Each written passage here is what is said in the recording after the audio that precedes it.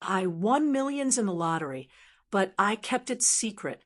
I tested my family by asking for help. And in the end, only one person stepped up. Can you imagine hitting the jackpot, winning an unthinkable $47 million, dollars, and then making the shocking decision to tell absolutely no one? Not your parents, not your siblings, not even your closest friends. My name is Cassie, and that's exactly what I did. Because I knew, with a gut-wrenching certainty, that this money would expose the uncomfortable, brutal truth about who my family really was.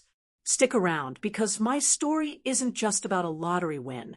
It's about a loyalty test, a shattering realization, and finding a family I never knew I had.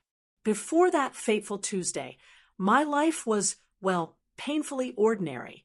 I'm 34, an accountant at a small marketing firm in Portland. I made just enough to live somewhat comfortably, but never enough to feel truly secure. My apartment was a modest one-bedroom on the outskirts of the city. Nothing fancy, but it was mine. Every morning, I'd wake up at 6 a.m., make my coffee, and start my day with the persistent worry of bills and deadlines hanging over my head. The job was demanding. 60-hour work weeks became the norm, especially during tax season. My family situation? Complicated, to say the least. My parents, Gregory and Diane, divorced when I was 14. Both remarried within 2 years. My father, Gregory, a high school physics teacher, married Stephanie, a real estate agent with expensive taste and an even more expensive lifestyle. My mother, Diane, found love with Warren, a successful business owner who had more money than my father, but kept a tight grip on every single penny. I have 2 siblings. My younger sister, Lisa, 30, has always been the golden child. She graduated from an Ivy League university, married a surgeon named Paul, and now lives in a beautiful house in the suburbs with their 2 perfect children. Then there's my older brother, Jason, 36. Despite his charm and intelligence, he's never quite figured out his life. He bounces from job to job, relationship to relationship, and has made borrowing money from family members something of an art form. The pattern was always the same. Desperate call, emotional plea, promise to pay it back, then radio silence until the next crisis. My extended family was no less complicated. My Aunt Martha, my mother's younger sister, was perhaps the only genuine person in our family circle. Despite living paycheck to paycheck as an elementary school teacher, she always found ways to show up when it mattered. She drove an ancient Honda that made alarming noises, lived in a small apartment filled with books and plants, and never complained about her circumstances. In stark contrast was my Aunt Heather, my father's older sister, who had married wealthy and never let anyone forget it. She spent holidays critiquing everyone's life choices and making backhanded comments about my career, my apartment, and my perpetually single status. My cousin Ryan, her son, had inherited her entitlement, but none of her financial success, and had a gambling problem the family pretended not to notice. My history with financial assistance in the family had left me completely jaded. When Jason needed $5,000 for rehab 3 years ago, I emptied my modest savings account to help him, only to discover months later that he had never actually gone to treatment. When Lisa needed help with her wedding costs, I put $2,000 on my credit card that she promised to pay back after the honeymoon. 5 years later, I was still waiting. When my father needed a loan to repair his roof after a storm, I sent what I could, only to see photos of him and Stephanie vacationing in Cancun the following month. The only person who knew the full extent of these betrayals was my best friend, Charlotte. We had met in college, and unlike most relationships in my life, ours had remained constant. Charlotte worked as a nurse, understood struggle, and never judged my complicated feelings about my family. She was the voice of reason when I felt myself becoming bitter, reminding me that not everyone was out to take advantage of me. At work, things weren't much better. My boss, Arnold, had a habit of taking credit for my ideas during meetings with clients. My colleague, Derek, consistently left early, leaving me to pick up his slack, yet somehow always managed to get the recognition I deserved. Despite being underappreciated, I kept my head down and continued to work diligently, hoping someday it would pay off. Buying lottery tickets was my one small indulgence, a weekly ritual my family loved to tease me about. Every Friday, I would stop at the corner store and spend $10 on tickets. My mother called it a tax on people who couldn't do math. My brother joked that I should just give him the money directly instead of wasting it. My father lectured me about probability and statistics, but there was something hopeful about those tickets, a tiny chance at freedom that I couldn't bring myself to give up, even as years passed without winning more than $20 here and there. I had dreams, of course. I wanted to travel, to see places beyond the Pacific Northwest. I wanted to go back to school, maybe get a master's degree in something I was actually passionate about. I wanted to have enough savings that an unexpected car repair wouldn't send me into a financial tailspin.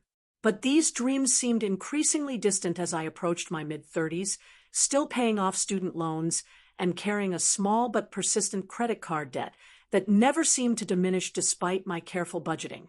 Each month was a careful balancing act of bills, groceries, and the occasional dinner out with Charlotte. I clipped coupons, compared prices, and knew exactly which store had the best deal on everything from toilet paper to coffee. I drove a 10-year-old Corolla that made a concerning noise when it rained, but I couldn't afford to replace it. I had mastered the art of appearing perfectly fine while constantly calculating costs in my head, wondering if I could afford to say yes to an invitation or if I needed to invent an excuse to stay home. This was my life before everything changed. Ordinary, sometimes difficult, occasionally lonely, but stable in its own way. I had no idea how a single piece of paper was about to completely upend everything I thought I knew about myself and the people I called family. The day I bought the winning ticket was actually my 34th birthday. I had just finished a particularly grueling week at work where Arnold had once again taken credit for my financial strategy that saved a major client thousands of dollars. I stopped at Gus's Corner Market, as I did every Friday, but this time with a slight variation in my routine. "Happy birthday, Cassie," Gus called out as I entered. Gus was a kind older man who had owned the store for over 30 years. He knew all his regular customers by name and always had a friendly word to share. "Thanks, Gus. The usual, please, and maybe one extra for good luck," I replied, handing him $20 instead of my typical $10. "Birthday splurge. Maybe today is your lucky day," he said with a wink as he handed me my tickets. Instead of my usual quick pick, I decided on a whim to choose my own numbers. I selected my birth month and day, 3 and 16. My mother's birthday, 12. My father's birthday, 21. Martha's birthday, 9. And Charlotte's birthday, 30. 6 numbers that represented the most important people in my life, even those who had disappointed me. That evening, I ordered takeout from my favorite Thai restaurant, opened a bottle of wine Charlotte had given me as a birthday gift, and settled in for a quiet night alone. The lottery drawing was at 8 p.m., but I barely paid attention as I scrolled through social media, seeing posts from acquaintances enjoying far more exciting birthday celebrations than mine. At 8:30, I remembered the tickets and lazily picked up my phone to check the numbers, expecting nothing, as usual. The first number matched, 3. I smiled slightly. The second matched, 16. My heart rate picked up, just a bit. Third number, 12. Fourth, 21. By now, my palms were sweating. Fifth number, 9. I was holding my breath. Sixth and final number, 30. I stared at my phone for what felt like an eternity. This couldn't be right. I must have read something wrong. I checked again and again. I turned on the television and rewound to the live drawing. I watched as each of my numbers appeared on the screen, one after another. My hands shook so badly, I dropped the remote. No way, I whispered to the empty apartment. No way. According to the lottery website, I was the sole winner of $47 million. After taxes, it would be somewhere around $28 million, an unfathomable sum for someone who had been excited earlier that day about a 10% off coupon for laundry detergent. I didn't sleep at all that night. Instead, I spent hours researching lottery winners online. What I found was disturbing. Stories of winners whose lives fell apart after their windfall. Families torn apart by greed. Friends and distant relatives appearing out of nowhere with sob stories and outstretched hands. Winners who were bankrupt within 5 years, more miserable than before they had won. One article called the lottery the quickest path to losing everything you care about. As the sun rose, I made my decision. I would claim the money, but I would tell no one. Not my parents, not my siblings, not even Charlotte. At least, not right away. I needed time to process this, to make a plan, to understand what this money would mean for my life before everyone else tried to tell me what to do with it. That morning, I called in sick to work for the first time in 3 years and made an appointment with Philip Montgomery, an attorney specializing in financial planning and estate law. His office was in a downtown high-rise, and as I sat in the waiting room in my ordinary clothes, clutching my purse with the winning ticket inside, I felt like an imposter. "Miss Wilson," Philip greeted me, extending his hand. He was in his 50s, with salt and pepper hair and kind eyes behind expensive glasses. "What can I help you with today?" I took a deep breath and placed the ticket on his desk. "I need to know how to claim this without anyone finding out it was me." His eyes widened briefly as he examined the ticket. Then he nodded professionally. "I see. Well, you've come to the right place." Over the next 2 hours, Philip explained my options. In our state lottery, winners could claim prizes through trusts or legal entities that would keep their identities private. He outlined the process of setting up a blind trust, how taxes would work, and the importance of assembling a team of financial advisors to help manage such a large sum. The biggest mistake winners make, he told me, is telling too many people too quickly. Once that happens, there's no going back. I nodded, relieved that my instinct had been correct. I want to do this right. I don't want this money to ruin my life. As I left Philip's office with a folder full of documents and a list of next steps, I felt a strange mix of excitement and dread. I had more money than I had ever dreamed of, yet I couldn't share this life-changing news with anyone. I would be living a double life, pretending to be the same struggling accountant while secretly being a multimillionaire. Over the next 2 weeks, I worked with Philip to establish the trust, claim the winnings, and set up investment accounts. We created a comprehensive financial plan that would ensure I would never have to worry about money again, even if I lived to be 100. The money was real, now sitting in accounts under my control. Yet, my day-to-day life remained unchanged. I still went to work, still complained about bills with coworkers, still drove my old Corolla. The secrecy was starting to weigh on me. I found myself wondering about my family. Would they be happy for me if they knew? Would they respect my boundaries? Or would they see me as nothing more than a walking ATM? The questions haunted me, and gradually an idea began to form. What if there was a way to find out how my family would react to my newfound wealth without actually revealing it? What if I could test their character before deciding who to share my secret with? The plan crystallized one night as I lay awake staring at the ceiling. I would create a scenario where I needed financial help. Not a huge amount, but enough to be significant. I would approach each family member with the same story, the same request, and see who would help me without the prospect of gaining anything in return. Only then would I know who deserved to be part of my new life. The next day, I met with Philip again to ensure my finances were properly secured before proceeding with my plan. We had established a diverse investment portfolio, set up trusts for future charitable giving, and created a modest personal account that would allow me to access funds without raising suspicion. The bulk of the money was safely invested, untouchable by anyone but me.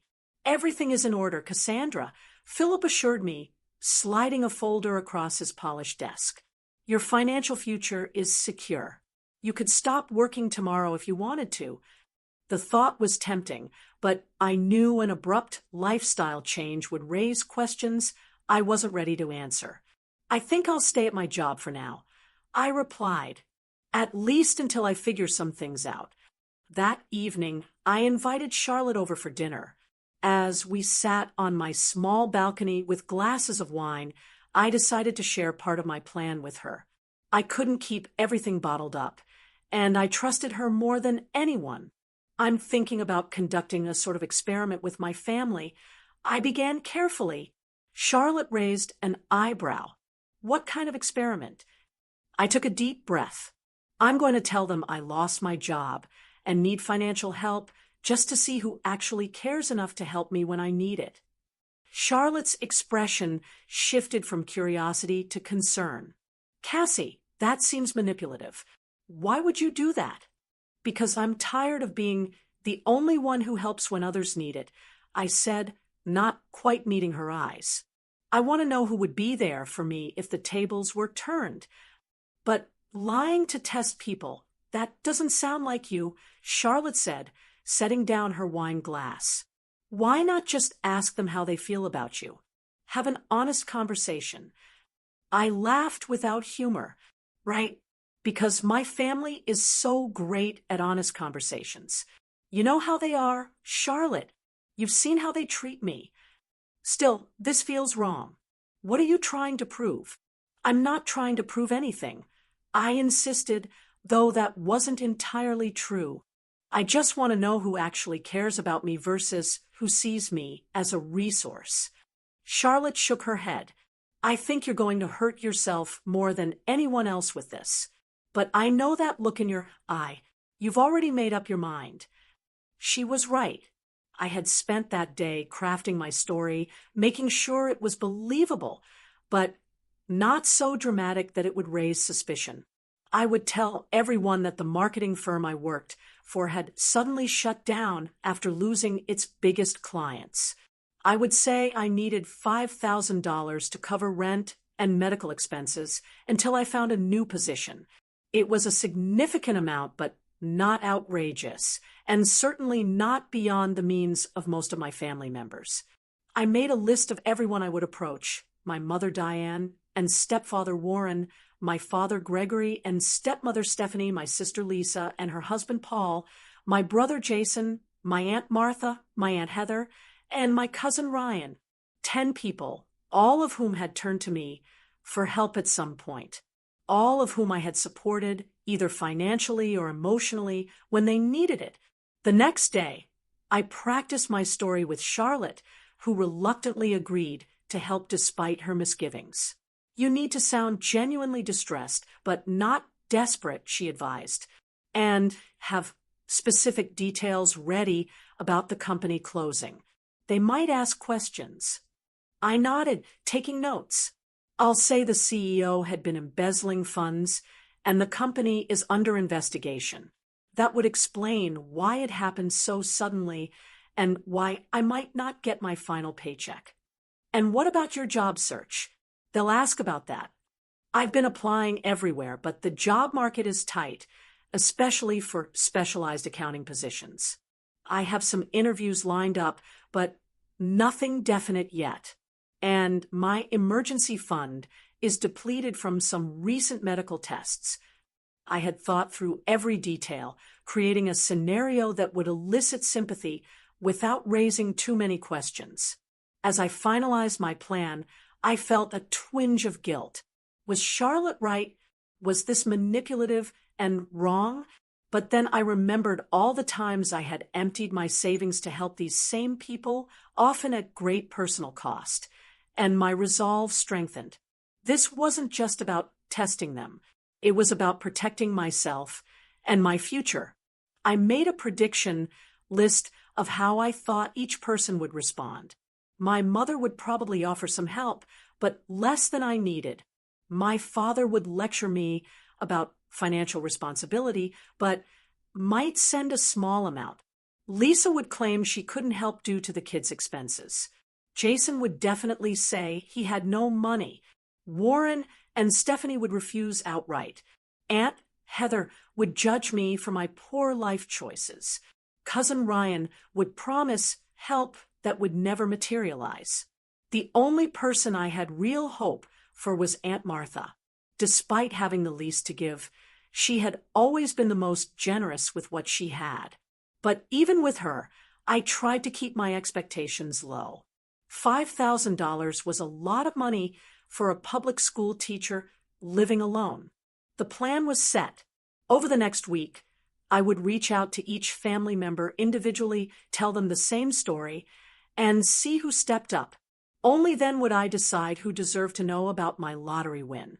Only then would I know who truly cared about me beyond what I could do for them. With a mix of anticipation and dread, I picked up my phone and made the first call.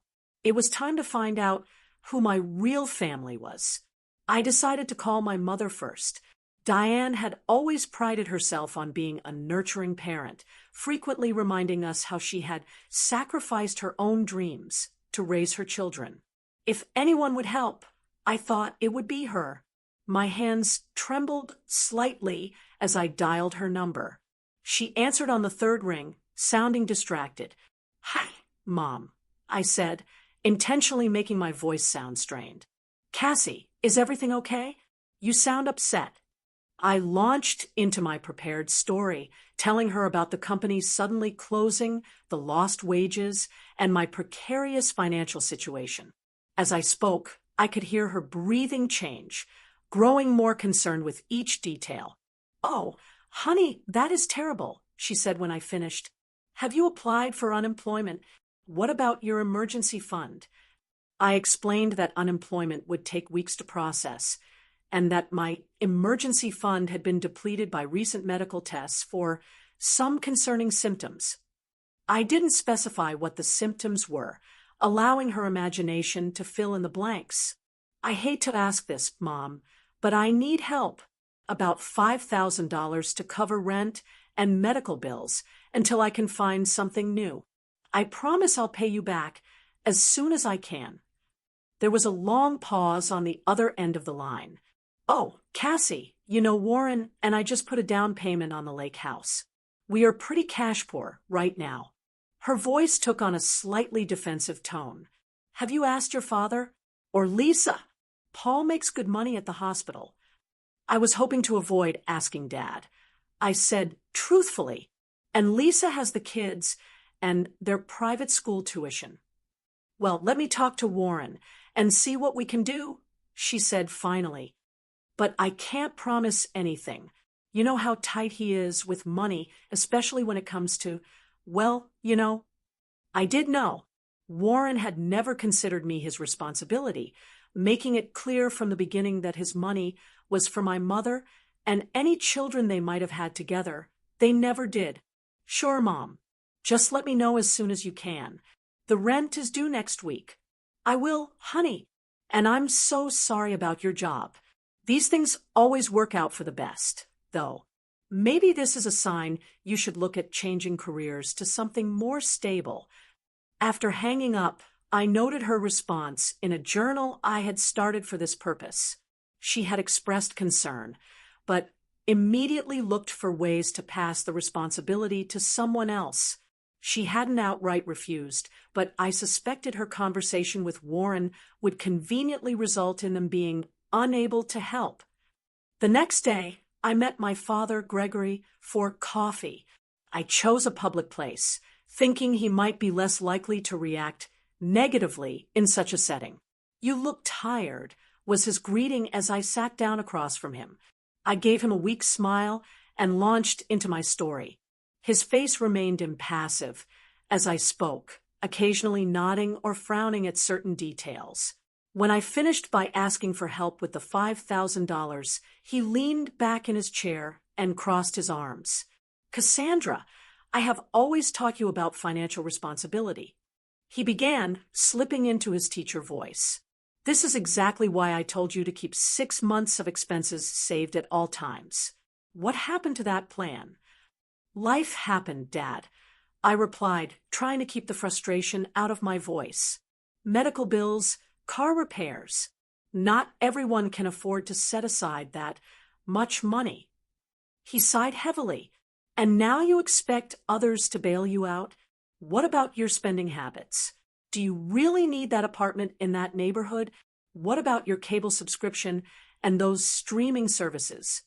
For the next 20 minutes, he lectured me about financial planning, the job market, and the importance of living below one's means. Not once did he offer any actual help.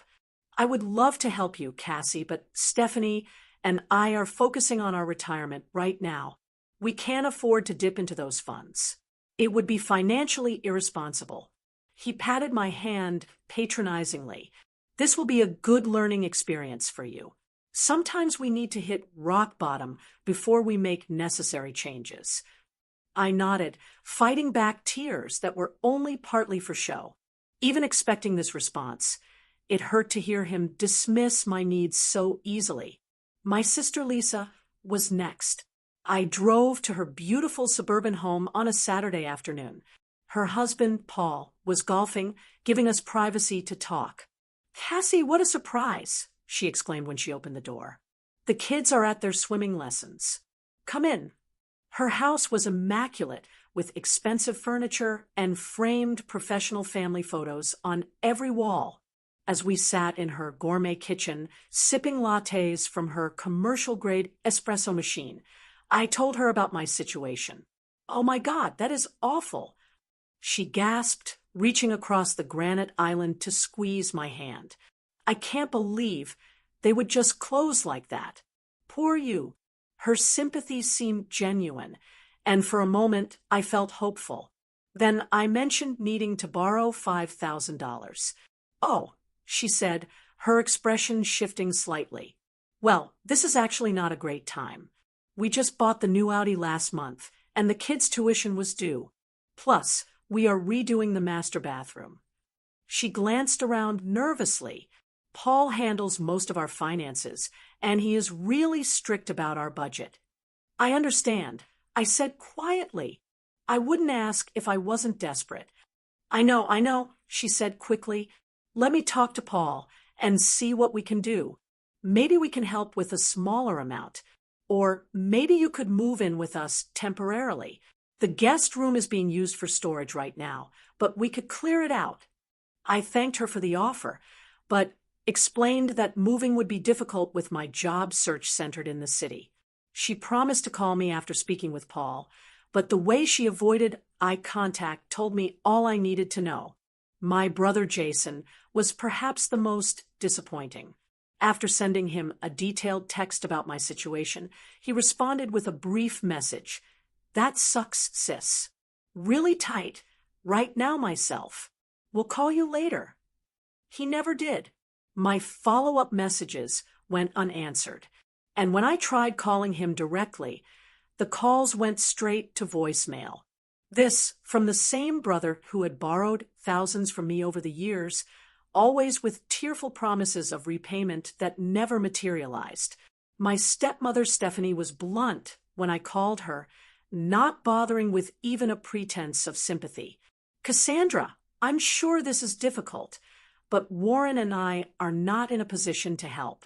Perhaps this is an opportunity for you to learn better financial management skills. Have you considered downsizing your apartment or getting a roommate? When I pointed out that I had helped them with repairs to their vacation cabin last year, she bristled. That was different. That was a family property that you also enjoy using. The fact that I had only been invited to the cabin once in 5 years apparently didn't matter. My stepfather Warren was even worse. "You are not my daughter," he said plainly when I called. "I have supported your mother for years, but your financial problems are your own. Perhaps you should have chosen a more lucrative career path." My cousin Ryan initially seemed sympathetic, promising to definitely help out. He even suggested meeting for lunch to give me a check. But when the day came, he texted an hour before, saying something had come up and he would reschedule. He never did, and eventually stopped responding to my messages altogether. Aunt Heather's response was perhaps the least surprising, but still painful. "Well, Cassandra, I always said that company of yours seemed unstable. I told your father you should have taken that job at the bank after college, but no one listens to me." She then proceeded to tell me about all the financial troubles other family members had experienced, and how they had overcome them without begging for handouts. By that evening, I had heard from Lisa that Aunt Heather was telling everyone about my financial irresponsibility. After a week of rejections, half promises, and outright silence, I was emotionally exhausted. The experiment had confirmed my worst fears about my family, but the reality was still painful to accept. 7 people who had repeatedly asked for and received my help over the years either couldn't or wouldn't return the favor when I needed them. Then my phone rang. It was Aunt Martha. "Cassie, honey, I just heard from your mother about the job. Are you okay?" Her voice was warm with genuine concern. I hadn't actually reached out to Martha yet, planning to call her the next day. The fact that she had called me first, after hearing about my situation secondhand, spoke volumes. "I'm hanging in there," I said, the emotion in my voice now entirely real. "Listen, I want to help. Can we meet for lunch tomorrow? My treat, of course." The next day, we met at a small diner near her apartment. Martha looked exactly as she always did, her silver-streaked hair pulled back in a simple ponytail, wearing jeans and a cardigan with mismatched buttons. She hugged me tightly before we sat down. "I'm so sorry about your job. Sweetheart, that company never deserved you anyway." As we ate, she asked thoughtful questions about my job search and offered to reach out to some former colleagues who had connections in the business world. Then, after our plates had been cleared, she reached into her purse and pulled out an envelope. "I want you to take this," she said, sliding it across the table. "It's $3,000. I know it's not the full amount you need, but it should help with the rent at least." I stared at the envelope in shock. "Martha, I can't take this. This is too much." "Nonsense. Family helps family," she insisted, "and I want you to know something else." She reached across the table and took my hand. "If you need a place to stay to save on rent, my sofa pulls out into a bed. It's not fancy, but you're welcome to stay as long as you need to." Tears filled my eyes, and this time they were completely genuine. "Thank you," I whispered, overwhelmed by her generosity. "Now, don't you worry about paying this back right away," she continued. "Get back on your feet first. Find a job you actually like this time. Life is too short to work somewhere that doesn't appreciate you." As we left the diner, Martha hugged me again. "You are going to be okay, Cassie. You are smart and capable. This is just a bump in the road." Driving home, I clutched the envelope containing $3,000, more money than I knew Martha could comfortably spare. The contrast between her response and the rest of my family's couldn't have been more stark. The only person who had offered genuine help was the one with the least to give. After meeting with Martha, I did some research that left me stunned. $3,000 represented nearly all of her savings, and I discovered that she had been quietly dealing with complications from type 2 diabetes. Her medication costs had recently increased, and she had been picking up extra tutoring work to make ends meet. The knowledge hit me like a physical blow. Martha, who had so little, had given me almost everything she had without hesitation or conditions. Meanwhile, My mother, who had recently spent $8,000 on a bathroom renovation, couldn't spare $5,000 to help her daughter with rent and medical bills. The next day, I invited Martha to my apartment for dinner. As she settled onto my worn couch, I noticed for the first time how tired she looked, the fine lines around her eyes deeper than I remembered. "Martha, I need to tell you something," I began, setting a cup of tea in front of her. "I haven't been completely honest with you."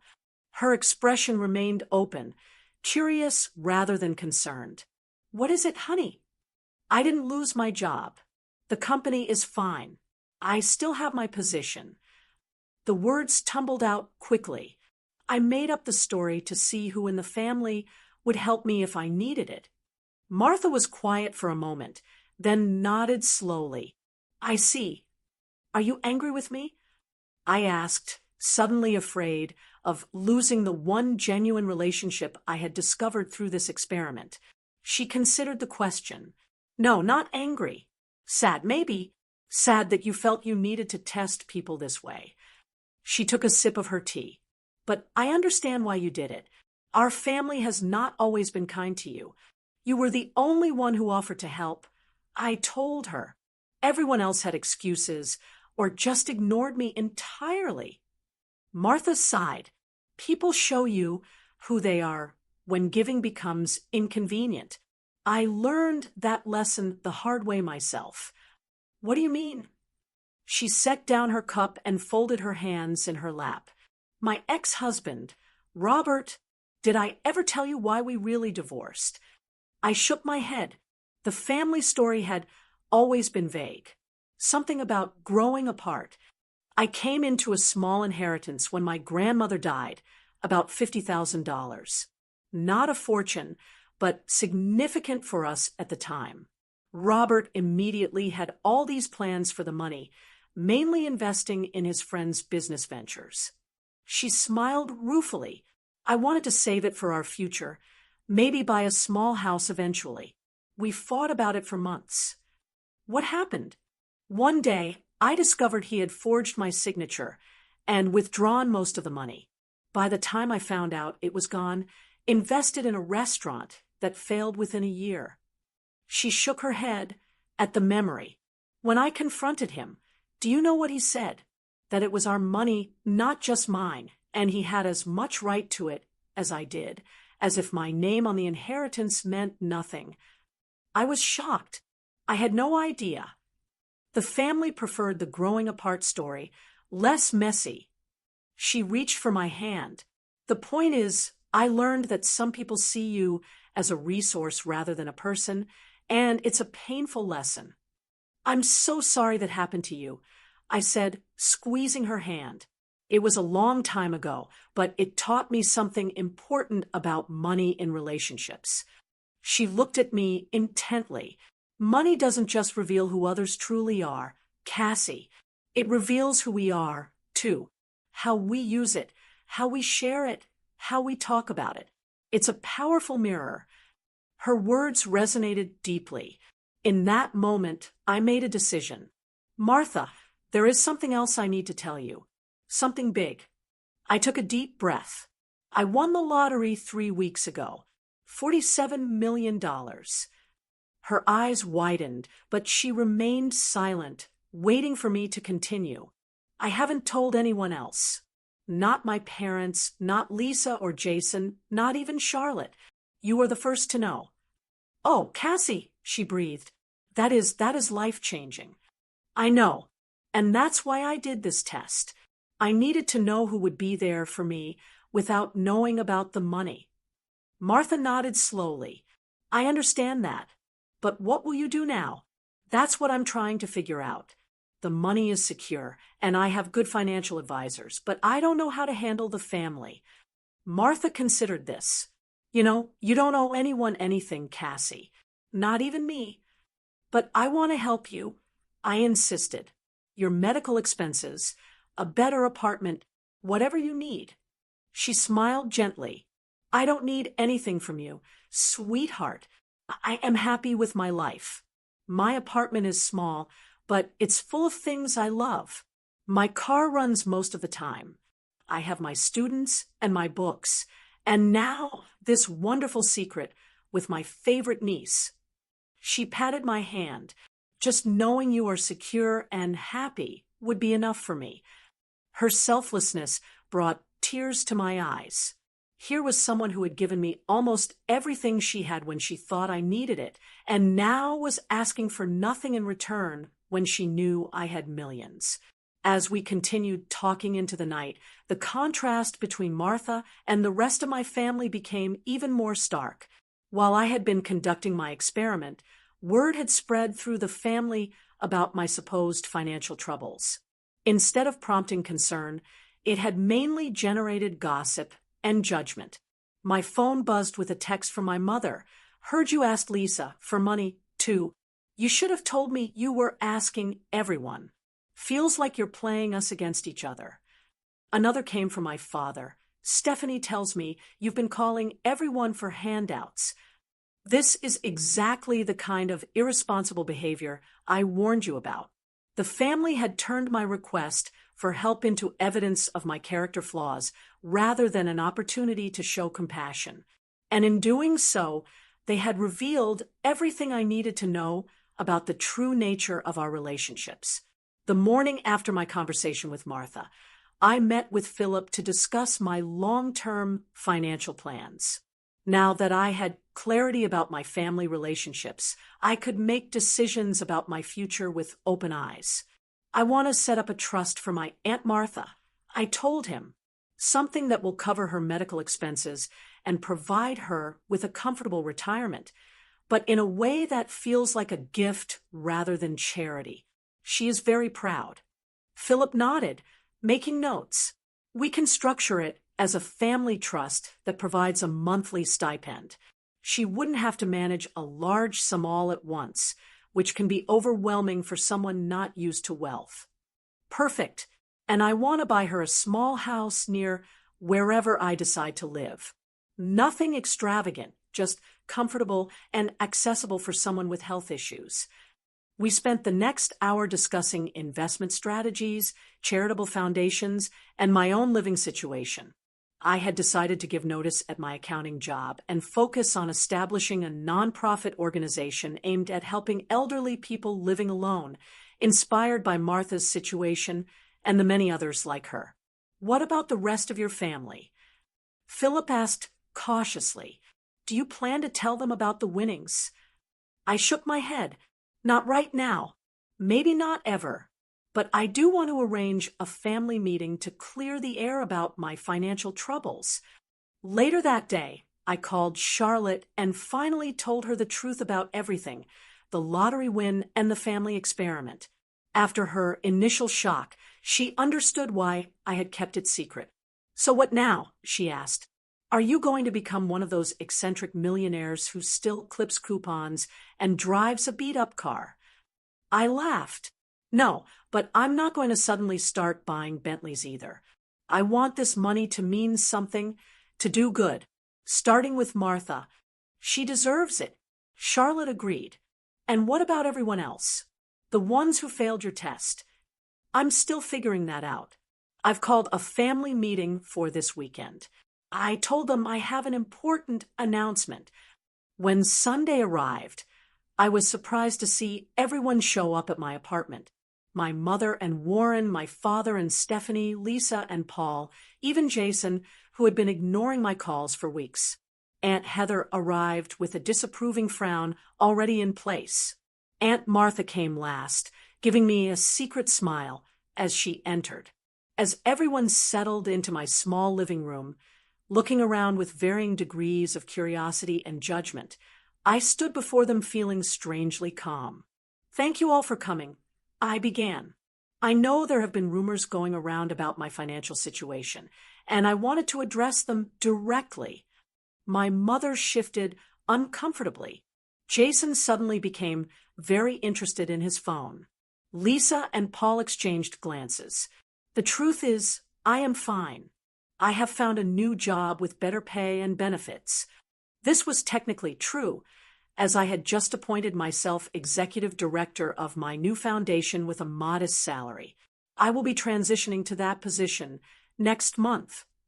"Well, that is wonderful news," my mother said with obvious relief. "We have all been so worried." I noticed several faces relax around the room. They had come expecting either to be asked for money again, or perhaps to stage some sort of intervention about my financial habits. Instead, they were getting good news that required nothing from them. "So, why all the drama about needing money?" My father asked, his tone accusatory. "Why ask everyone for help if you had a job lined up?" I met his gaze steadily. The job came through recently, and when I was in trouble, I reached out to my family. That is what family is supposed to be for, right? An uncomfortable silence fell over the room. "Well, we all have our own financial commitments," Stephanie said defensively. "It's not always possible to help, even when we want to." Of course, I agreed. We all have to make choices about our priorities. I turned to Jason. "Speaking of which, Jason, I noticed you never responded to my messages when I needed help. Yet, you had no problem asking me for $3,000 last Christmas for your rent." He had the grace to look embarrassed. "I was going through some stuff, and I didn't have any money to give you." "You didn't even call me back," I pointed out. "That would have been free." The meeting continued in this vein, with me calmly but firmly addressing the hypocrisy and absence of support I had experienced. No one admitted any wrongdoing. There were excuses, justifications, and even some attempts to turn the blame back on me for making everyone feel guilty. As they filed out after an uncomfortable hour, I felt a strange sense of closure. I hadn't told them about the lottery win, but I had stood up for myself in a way I never had before. The money had given me something perhaps more valuable than wealth itself, the courage to see my relationships clearly and to set boundaries accordingly. Martha stayed behind after everyone left, helping me clean up the coffee cups and plates. "You did well," she said quietly. "That couldn't have been easy." "It was actually easier than I expected," I replied. For the first time, I wasn't afraid of disappointing them because I realized their opinion of me was never based on who I really am. Martha smiled. "That is a powerful realization. So what happens next?" "Next," I said, "we start looking at houses for both of us."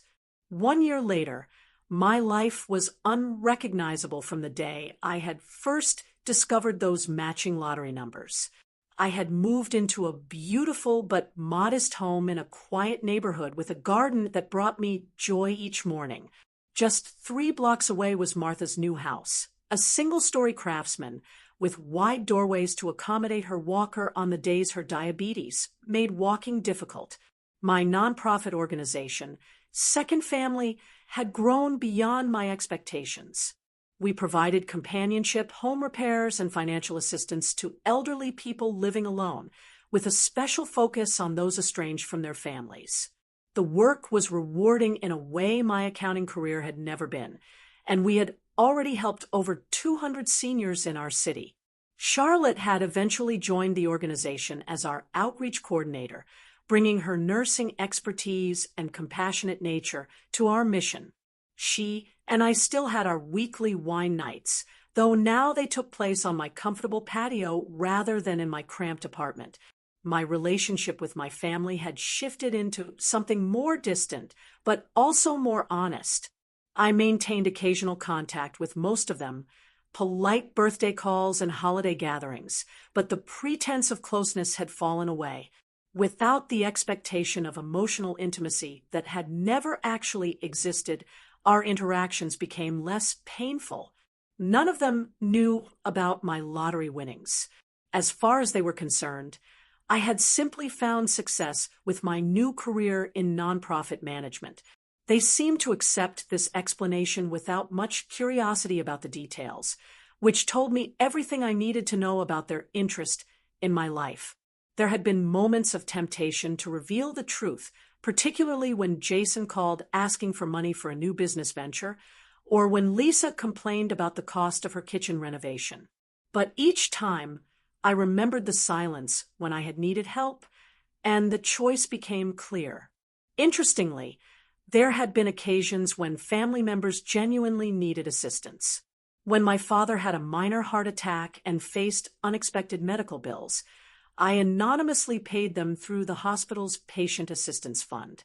When my cousin Ryan finally entered rehab for his gambling addiction, I made an anonymous donation to cover his treatment.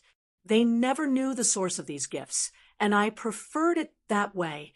Martha and I had dinner together at least twice a week. Her health had improved dramatically with proper medical care and less financial stress.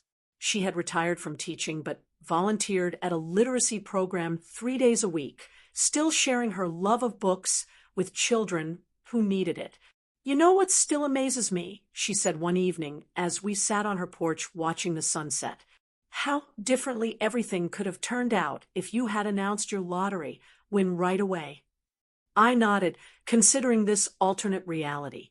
The family would have suddenly become very attentive and loving, I imagine.